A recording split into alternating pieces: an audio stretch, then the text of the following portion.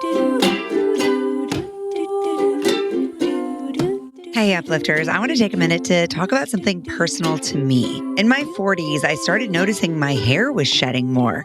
So a couple of months ago, I started using Nutrafol. I'm already seeing so much less shedding. And my teenage daughter, who notices absolutely everything, keeps commenting on how thick my hair looks. As someone who's built my career around rigorous science, I super love that Nutrafol was the first brand to clinically study hair thinning on menopausal women, which is why I am so proud to have them as a sponsor. Nutrafol takes a whole body approach to hair health, supporting you throughout your life stages. You can see thicker, stronger, faster growing hair with less shedding in just 3 to 6 months. For a limited time, Nutrafol is offering our listeners $10 off your first month subscription and free shipping when you go to Nutrafol.com and enter the promo code UPLIFTERS.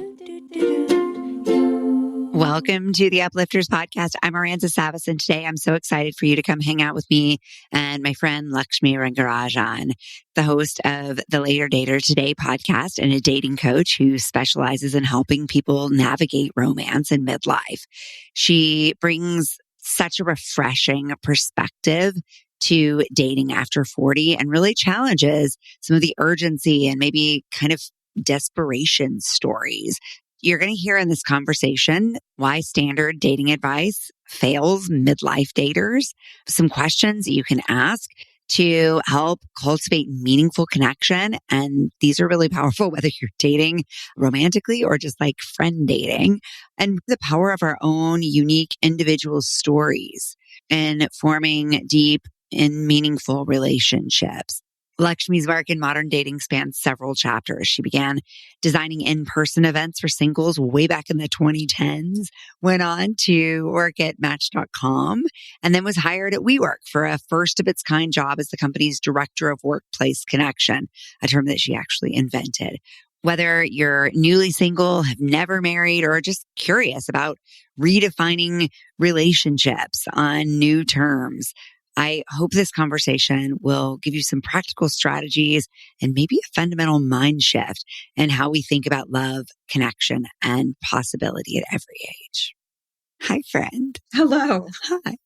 So we met way back in our lives as coach trainees, pre-pandemic, yes. Getting some certifications as professional coaches. And we got to coach each other and collaborate. Yes, but you were the one in class that was like, I think what this is, and then you would distill everything into like a 20-second thing that everyone would be like, yeah, that makes sense. That was you.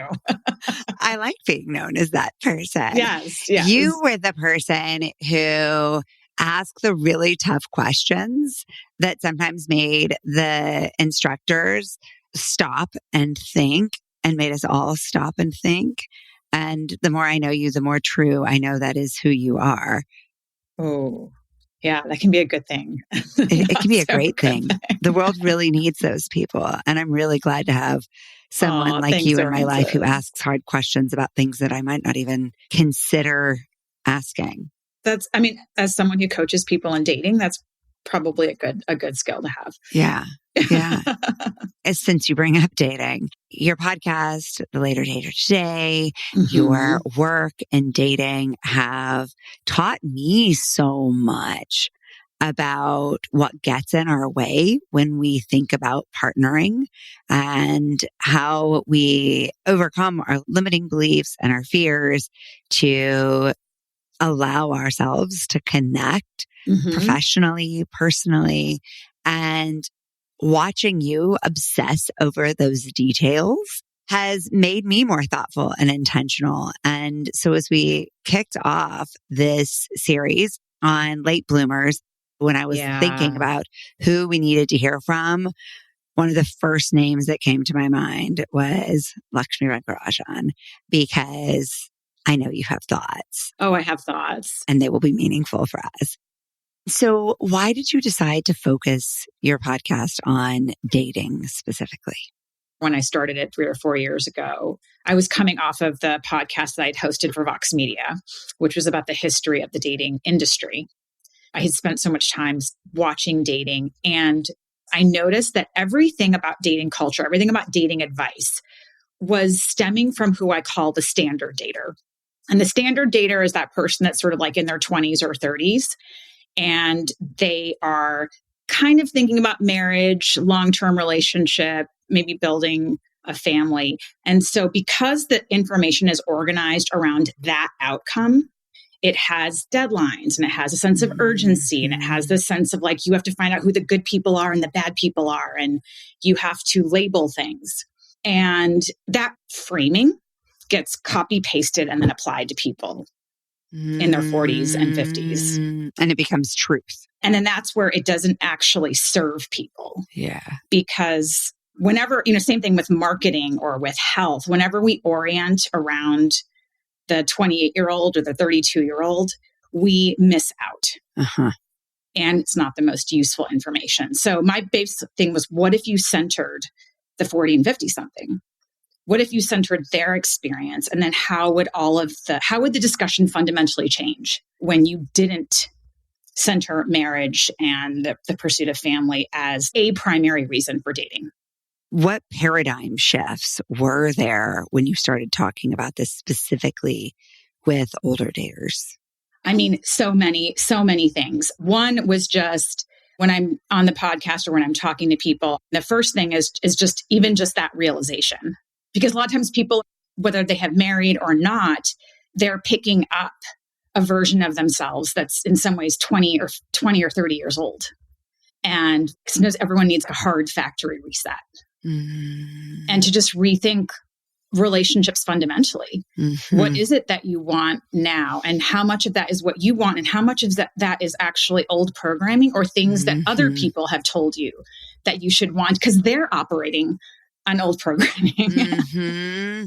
So, the amount of things that I have learned is like just unbelievable. And then the last 2 years, I focused my research focused exclusively on interviewing and studying men, straight men, because I really felt like they were an understudied group and sometimes misunderstood. And so I spent a lot of time doing that. But like one of I think the most fundamental thing is that you're not dating on what I call a deadline anymore. Mm-hmm. And that is actually a huge advantage. Mm-hmm. And so there's no reason to rush. There's no reason to feel like you don't have time. Mm-hmm. And I think that that's a huge advantage that sometimes people don't see. And you can really shape it for what you want. Like, a lot of times I have clients who are like, oh, but, we have different custody schedules. And, and I was like, sure, that's fine. But how many times do you really need to see each other? And for what duration? And what is the quality of that time? And people sort of realizing like, yeah, I get to like map this out from scratch all over again. Yeah. And so that's really exciting just to see people have that realization that whatever they thought doesn't have to be moving forward. Yeah, I love that. And so if like in your 20s, subconsciously even, the expectations are I'm on this reproductive clock. Correct. And I must mate by this age in order to become a parent. I'm looking for somebody who has financial stability so that we can co-create a sustainable life together, right? If you throw out all of those because maybe you've achieved your own financial stability or you have approached parenting in whatever way you've chosen to at that point by 40s and 50s, whether it's to have, to not have, to adopt, but to be an aunt or an uncle, whatever, just sort of freeing yourself from those assumptions and then saying what's right for right now, which is maybe my favorite question in the whole lexicon of the universe. Exactly. What is right for right now? And I think that applies so much to dating. I think it's such a liberating space and I think it's such a creative space. Yeah. Say more about why you use those two words. Because again, I think to be able to really ask yourself, what does a relationship mean to me today in this body at this time, right? This is also a unique time. Relationships are optional. Mm-hmm. So what is it that you actually want? Who do you want to become in a relationship? And what purpose does it serve? And also, like, how do you want to be a part of someone else's story? Are you getting into a relationship because you want somebody to travel with? Does that person need to be a romantic partner, or might they just be a friend? Yeah. A friend and I actually were talking last week about how, as humans, many of us, I won't say all of us, but many of us have this deep need for an exclusive pairing. Mm-hmm. And that I think we have historically assumed that needs to be someone with whom we are sexually and romantically invested. Mm-hmm. And yet for many people, really the answer is they just want an exclusive partner, like a real BFF, or somebody with whom they can feel like, I'm your person. Yeah. I think like most people just want a certain degree of clarity. Mm-hmm. And I think when you're younger, I think sometimes that clarity is a little bit more clear. Mm-hmm. And I think as you get older, because this is the downside of it, is that because there's no rules, you actually have to guide that conversation and be okay with a certain degree of either not clarity or figuring it out together. Mm-hmm. And so it's like a double-edged sword. It's awesome, but then you also have to have the willingness to surf that with somebody else. And so it is about communication at the end of the day, and being able to say to ourselves, this is what I really, truly want and need, and being willing to share that with another human being and say, this is what I truly want and need, instead of hiding it and dancing around it like we are apt to do. Yeah, I think like one thing I might say is like before the communication, I think is connection. Mm-hmm. I think sometimes people get into this is what I want too quickly. So good. Such a good point. Yeah. And I think this is where a lot of the dating advice, I think, is misdirected, where it's like, well, I'm looking for this. I'm looking for a long-term relationship. I want this. I want that. And it's like, you haven't even finished your latte, and you're already making demands. And I think people have this idea, back to your original premise, is like, well, I don't want to waste time with the wrong person. And I think that belief or that statement or that advice like seems sound on the outside and is actually incredibly destructive for people when they're dating. So much of what I have to do with people is to sort through quite frankly, all the garbage they've ingested about relationships and bad dating advice for 25 years, and being like, okay, which of these really makes sense for you? And maybe coming out in the first 20 minutes and saying, well, I'm only looking for long-term relationships, is actually the thing that will prevent you from getting into a long-term relationship. Yeah. And one of the things I say a lot about everything, careers, relationships, you name it, is not everything needs to be everything. Yeah. Yeah. And not everything needs to be stated. And so maybe this person is just great for a latte for today, and just enjoy the latte and be in the moment. And then you can get curious about whether or not you want to have a second latte with this person. Right. Because that is an attempt to control the situation. Yes. Maybe instead of that, why not just focus on getting to know who this person is, who's sitting across from you, right? Which is the real art, the real skill. Yeah. Yeah. What happens when you say to people, hey, maybe the way you've been thinking about this is not serving you?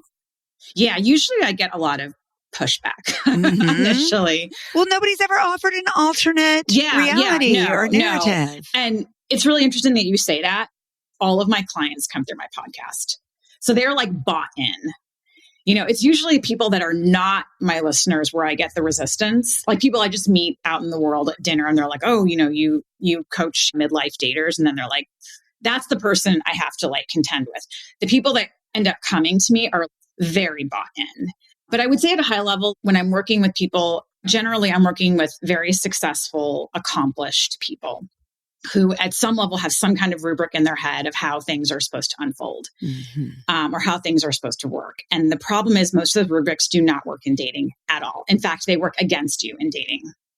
And so I think a lot of the times what I'm running into is people who think they can date, who think they know how to date, but actually don't. And so that is not something that people think to consider, because it's like, well, isn't dating just like going to dinner and like talking to someone and seeing if you like them? And that's the furthest thing from the truth. Okay, what is it? Dating is this like It's a very, very beautiful, subtle art of connecting with someone and getting to know them and not just lobbing a question back and forth, which is what most people do. And so it's knowing which of the stories about you want to tell and not necessarily waiting for this person to ask you the perfect question so that you can finally say something. It's really knowing what is it about you that you want this person to know about you, what stories, what specific things about you. And then how do you inspire that from the other person? And going out on a date is actually a very, very artful thing. And I think a lot of people are kind of like wing it. Like, I'm just going to go, I'm just going to see how I feel. I'm just going to like go on like 4 coffee dates. And I think that's actually a huge waste of time. You have to understand dating culture. And that is how you're going to thrive in it and have a good experience. But just sort of like, I understand why people do it because it's like, oh, just put yourself out there. Just get on a dating app. Just do it. And there is some value, I think, for somebody who's been just sitting at home staring at the walls, hoping and wishing. I do, but I guess like where I get concerned about is it's just that is like people do have a lot of hope around it, and kind of just throwing spaghetti at the wall can actually demoralize somebody. Interesting. Yeah. I think it comes from a really good place. And I think that can be good in some instances. But I think it's really important for people to understand what's happened in dating before they get out there. How does one prepare oneself to date? Well, honestly, one of the first things that I do is people have to understand modern dating culture and the modern dating industry and what's happened. What does that even mean? And then that's like, well, you have to understand sort of like how the apps were developed, how they changed people. What is the typical person that you're going to meet? What have they probably gone through? What have they seen? What is the actual, like, what are the actual dynamics of it all out there? And I think that is so important. I think that the people who take the time to sort of understand that just fundamentally show up differently. I think they're fundamentally equipped in the same way that like you could go to a baseball game and not know anything.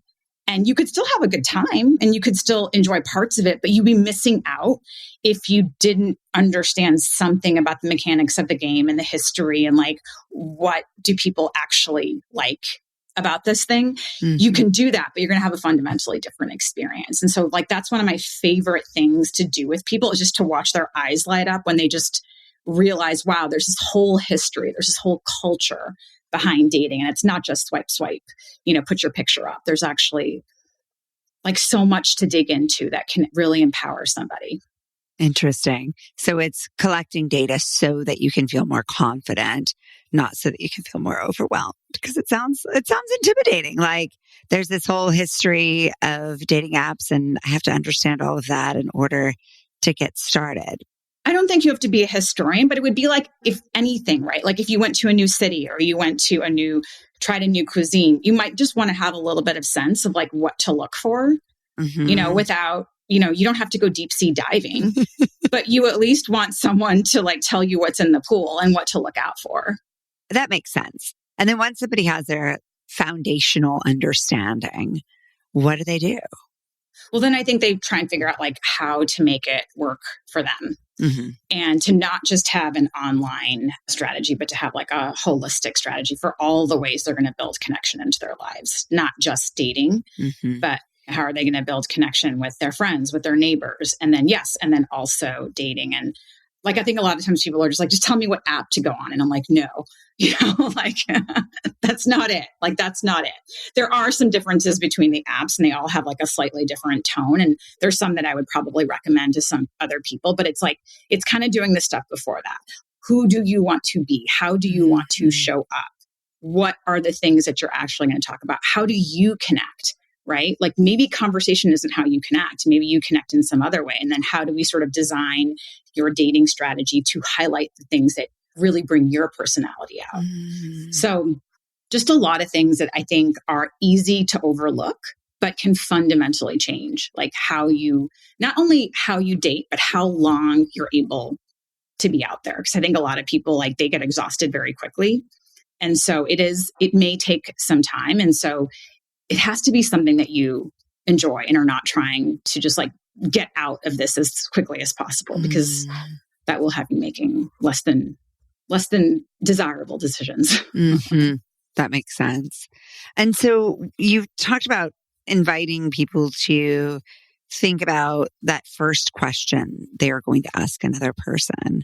And I think whether it's going to meet your neighbors or dating romantically, that the opening is the hardest part. And it's what, in so many cases, deters us from putting ourselves out there. How do you help people think about how to engage when they're meeting someone new for the first time? I don't overthink it too much. I think the thing is when I'm getting to know, people that I work with is kind of understanding what their strengths are. Do they like to open up with a joke? Do they like to point at something in the ambient and kind of make that the starting point? Instead of just saying, nice to meet you. Sometimes people need almost like a third object. And that's how they lean in. So I don't think it's the same for everybody, but that's part of what I help people figure out is what are the things that are uniquely them that help them connect with other people.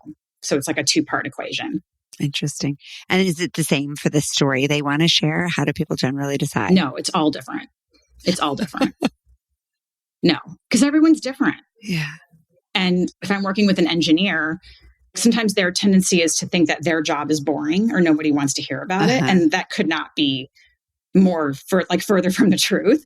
And so sometimes I'll work with them to, I had this client and he was telling me about this fireplace that he had to redesign. And it was connected to some temperature or something. And what he needed help with was figuring out how to tell that story in a more concise way and in a way that was not about the fireplace, but about how his brain works and who he is as a person and how he problem solves. And so a lot of times what I'm doing is helping people figure that out. Don't just say you're an engineer, which is what a lot of people might think to do. Let's find a way for you to say that you're an engineer that's actually interesting and is you and opens it up for the other person, to enter into the conversation. Yeah. And I imagine that's through understanding why you really care about being an engineer and where you find meaning in your work. Right. But it's a thing that a lot of people sidestep. Working at Match, I've studied so many first date conversations, and a lot of people just give responses and answers, and they don't think to really share the contours of who they are. They don't think to do that. Everything you're saying, I feel like can just be directly translated to the job hunting experience. Yes, it definitely can. There's definitely, it's just I feel like the stakes are different in dating. And sometimes there's an emotive element in dating that I think brings out something slightly different. Mm-hmm. I see what you mean there. Yeah. It's all skills, though, that if we learn them are valuable in all aspects of our lives. Yes, definitely. Definitely. So what are some of the it's too late worries and fears that you encounter most often? Yeah, that's such a good, I think the number one thing that I would say is I have a lot of listeners and I have a very, very even mix. It's 40% men, 60% women, which is very unusual for a dating podcast, which I'm super proud of. And then also a pretty even mix of people that are divorced and then people who did not marry. And I think one of the biggest, misconceptions is that if someone is in their 40s or 50s and they didn't get married, that they don't want a relationship or that they're meant to be single or that they're, and that's not necessarily true. What I actually see is some people, this is actually when they were meant to be in a relationship, when there wasn't the deadline, when they're not making a decision. And I'm not saying everyone, but they're not making a decision under duress. And so sometimes they confuse, oh, well, I didn't get married, so maybe I'm just one of those people that's perma-single. And there are people that are definitely, that is their best life. A single life is their best life. But I think there's a much bigger cohort of people. No, actually, this is great for you. This is your moment. This is when you might best be suited for a relationship and to explore dating. I love that. And I think that plays so directly to this idea of being a late bloomer, right? So yeah, exactly. We only think that domain of our lives is defined in our 20s because there was a lot of storytelling that said this domain of your life is defined 100%. In your 20s. And you're saying, oh no, we're going to redefine it in our 30s, 40s, 50s, 70s. Totally. And I think what you just said is spot on. There's all this storytelling about how the 20s is when we're supposed to find it. And so if we didn't, there's something wrong with us, or maybe I'm just going to be single forever. Mm-hmm. And I just really believe that I think we can experience all of it. I think we can be like fully single and enjoy all of that. I think we can be in a casual relationship. I think we can be in a very deep relationship. And one of the things I always love to share with people is that when I was at Match, I was mentored by Dr. Helen Fisher, who was the foremost anthropologist and researcher of romantic love. I literally built my career around this woman. I like worshiped her, and it was like a dream to work with her when I was at Match. And she had such an inclusive, broad-based view of love. And this is the woman who is the expert in romantic love. And she found love at the age of 72 and got married at 75 and then passed away at 78. Oh. And that doesn't mean that everyone's going to have to wait that long, but we talked about this a lot. And we both talked about how this idea that there's one window is just so destructive. Mm-hmm. And she had one of the most incredible relationships I've ever seen. And it was at 72. How beautiful. Mm-hmm. And to be able to say that it is impossible to predict the future of our relationships based on the moment we're in now. Yes. Yeah. Yeah, exactly. And I think the thing there is to be open to the possibility, because she also had to be open to the possibility. She could have very easily been like, hey, well, I'm 72. I guess it's me and my bridge club, or she plays bridge. That's actually accurate. But to always have that part of you, not yearning and thinking that your life is incomplete, but also being open to it. And I think that's a very, very like beautiful dance that I also, hope to inspire in people. You can be both. You can be like totally happy being single and also be open to this possibility at the same time.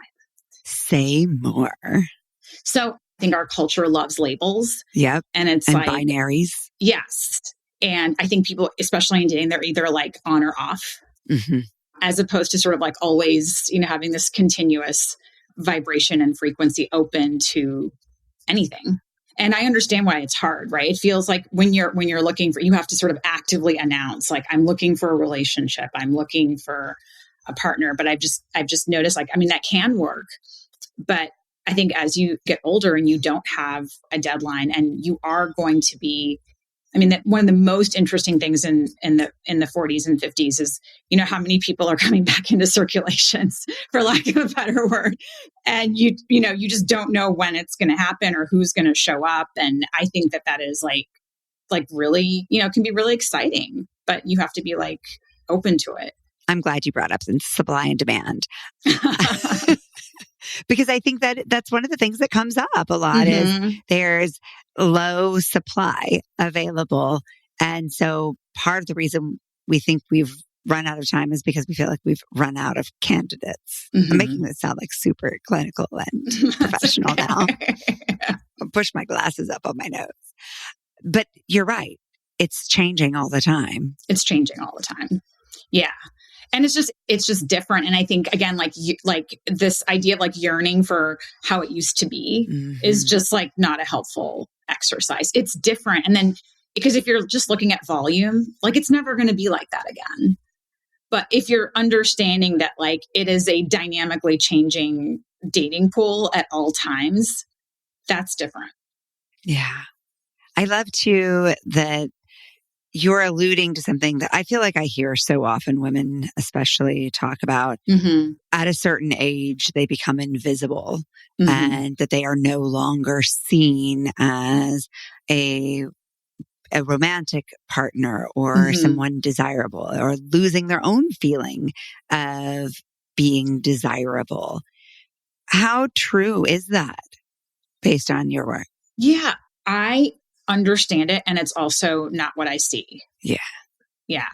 And any really, really good dating coach, or anyone who's like studied dating intensively, disagrees with that statement. And I understand why people say it. So like, I totally get why you're saying it. I think there's always going to be a group of people that are just like, I want to date someone way younger than me, right? There's always going to be that. I don't see that. I really don't. I see a lot of people actually who want to deeply connect at this point in their lives, and they actually would like a peer. I think sometimes though, it's being able to connect as peers that is the art, right? And knowing how to sort of still find space. So it doesn't feel like you're at the end of your story, you're still at the beginning of your story. So sometimes I think people confuse youth for someone that just feels like there's excitement about the future. That's really what people are drawn to. It's not the youth part. And I think people confuse that with just younger people typically are more excited about the future. And that is a very magnetic quality. And it's that is what is drawing people in. There are plenty of people in their 40s and 50s that have a lot of excitement about the future, but not as many as, like, it's not as common of a quality, to be honest. And that is one thing that I work with people on, is like, there has to be genuine excitement about the future and not like, all I want to do now is play shuffleboard and like, you know. Unless you love shuffleboard and that's like super thrilling, right? It is, but I'm saying if people just want to look at TikTok all day, that's probably not so exciting. I think if you're talking, especially in 40s, 50s, it's different when you get to your 70s. But if you're talking about your life like you're winding down, which a lot of people do subconsciously, that is not exciting. Yeah. I was really lucky to be raised by a woman who, when I was born, she was in her 50s and reinventing herself and learning new skills constantly and challenging herself creatively, and started her first business in her 50s. And all the women in my family that I grew up around lived until their mid 90s and were doing big, brave things the entire time. And so I just assumed that 50 was kind of the halfway point. And so this thought that like people turn it off at 50, I'm like, fascinating. Yes. I was like, oh, no. We're just getting started, girls. Yeah. And I think sometimes people have this energetic approach towards like their business, or, you know, maybe something they want to start a business, but then or a career, but then they don't feel that way about their romantic life. And so I would love to see that shift. Yeah. That's a really good point. And so if you were to give one piece of advice based on all of, not that anybody likes advice, but one insight maybe, based on all of your years of studying this to the folks listening, what would you say? Learn how to talk about yourself. And to get started with that, listen to how you respond to the question. It's not a great question, so tell me about yourself, right? Like it's not a great question, but it is how like a lot of people, whether that's a job or dating, or you meet your new neighbor, you know, like, so what do you do? Or tell me about yourself. Those may not be the greatest questions, but they are the most common questions. So we have to deal with that. We can't magically hope that that's going to stop. Right. That is what you are fed. And instead of being like, oh, I wish people asked better questions, have better answers, have better stories, have better ways to talk about yourself, and listen to that. What do you say? Do you say, oh, I'm a teacher and I taught for 15 years and I love my students? Or are you telling a story about the day in your classroom when everything changed? That is like probably the number one thing that I equip my clients with, is when they show up on a date, they have like 15 magnetic stories. And they may or may not share all of them, but they are ready to go. It's almost as if they learn to date themselves first. I think that's a great way to put it. I think a lot of people don't know how amazing they are. Yeah. Like even the guy with the engineer, like he's telling me this story. I'm on the edge of my seat and he doesn't understand. I'm like, wait, hold on. It's Thanksgiving. This fire, this what? It's connected to the HVAC system, and you like figure this all out. And he's like, yeah. And I'm, and he's not an exception. Like people tell me their stories, and like, I'm dealing with people that have jobs that, on paper may or may not be considered interesting, like, lawyers and accountants. And when they get into the weeds and they nerd out and they're like, no, there was this coding error in the invoice system. And they would never think about telling that on a date. And they absolutely should. I love that. It's like if we can see how interesting and magical we are, we can offer that to other people as a gift and hopefully see them and their interesting, magical uniqueness Yeah, you're going to inspire that in someone else. And I think sometimes people think that those stories are supposed to be told later. And I'm like, no, like out of the gate, let's go. I mean, it's a good reason that people often talk about someone's humor or the amazing stories that they tell when they talk about why they fell in love with someone. Yes. And right now it's so hard. And also, I mean, one other thing that I would say back to your other question is that like, one other thing I tell people if they can is stay off your phone for about 2 hours before a date. Like maybe just text because you have to, but don't look at anything. Like the other thing is like people are showing up on their dates and their little hearts and brains have been in the social media screen blender all day. And it's really hard to say that, to really appreciate how that really impacts people. And so that's part of another reason why I tell people to really understand dating culture.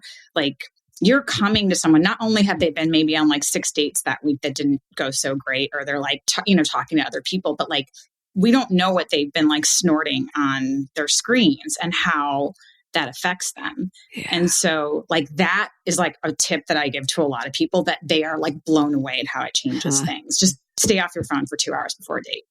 It's like Julia Cameron from The Artist's Way talking about the media detox if you want to reignite creativity. Yes. And I think people forget that it's just as important in dating. It really will change you. Like your blood pressure will go down. You won't be as, distracted. It's one thing to like come and like put your phone away and put it on airplane mode. It's quite another to show up kind of like clean. Yeah. Yeah. Instead of bathed in everybody else's crap. So every guest on the Uplifters nominates another guest. Who would you like to nominate? I want my best friend, Stephanie Kelly. Tell me about Stephanie. Like I will tear up just thinking about how much I love her. Her birthday is in 2 weeks. We had a reunion with some of our old coworkers in January.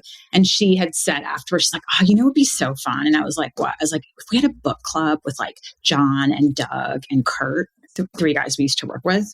And I was like, So for her birthday, I'm giving her a surprise book club. John, Doug, and Kurt are going to show up. And we have picked a book that I know she's read. And they're going to read the book. And then we're going to have a book club.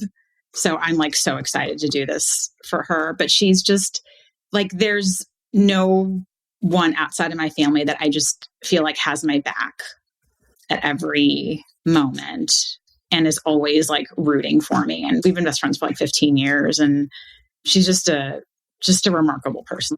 Oh, that's really beautiful. I'll make sure not to announce this before her birthday so that we can not spoil the surprise. As uplifters, we love to uplift other uplifters. How can we support you in your work?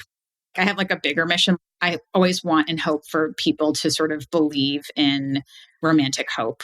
This is this concept that has run through all of my work. And it's not about being in a relationship. It's not about getting married. It's just sort of this idea of leading and living a romantic life, however that looks like for you. So I think that's What does that look like for you? For me, that is always having my heart open. And I just feel like it's a really hard time to be a human right now. I think being a human is not easy. And so whenever possible, I try to go analog, whether that's organizing a book club for my best friend and surprise. And like, even that, like remembering that she said that and then wanting to make it happen. And then it took courage for me to email these guys and be like, hey, I have an idea. And they were instantly like, oh my God, I'm in. I'm always paying attention for how I can make something a little bit more human, a little bit more like handcrafted, a little bit more artisanal. That's what I'm doing right now to offset this world of like screens and texts and all that. I love that. That does sound like a romantic life. And I definitely feel better when the majority of my hours each day are not spent staring at a screen, even though I'm staring at a screen doing super meaningful stuff with other humans super intimately. I also need lots of toes in the dirt time. Yes, I totally agree. And I think that's also part of it is like, I think I'm very back to your question about like, what does a romantic life look like? I mean, it looks everything from like watching my screen time making sure I have paper time and sun time and neighbor time. And like little things, like I just moved back to my hometown in October. And, I made a list of like all the people that I definitely want to build a relationship with now that I'm here. Like I'm trying not to just wait for it to happen, but actually saying, no, you are meaningful to me and I want to connect with you. And so not just assuming it's going to happen, but really carving out time for those people. Just asking ourselves what we want and who we want to be is a really powerful step. Absolutely. Both in dating and in cultivating other relationships and aspects of our lives. Exactly. And even like what I'm describing to me is a form of dating. Yeah. Right. The book club, the neighbors. I intentionally moved into a building where one of my friends lives. I didn't pick a random building. I was like, I want to live where my friend lives.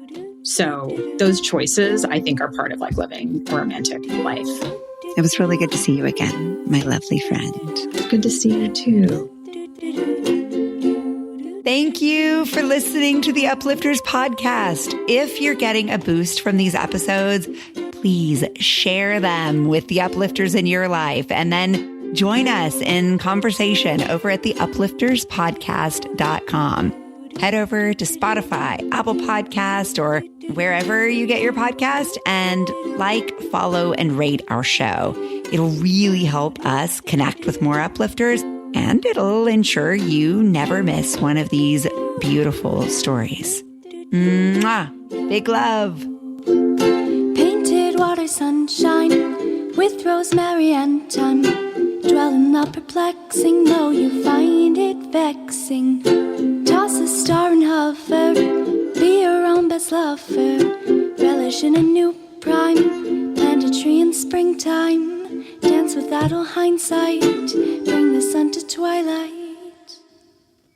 Lift you up, whoa.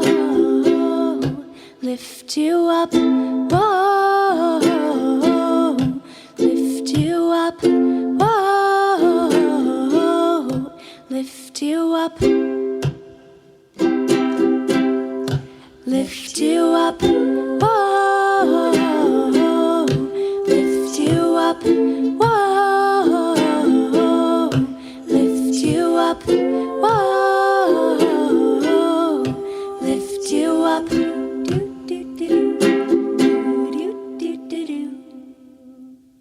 Beautiful. I cried. It's that little thing you did with your voice. Right, in the pre-chorus, right? I was like... Mommy, I had to cry quietly. Mommy, stop crying. You're disturbing the peace.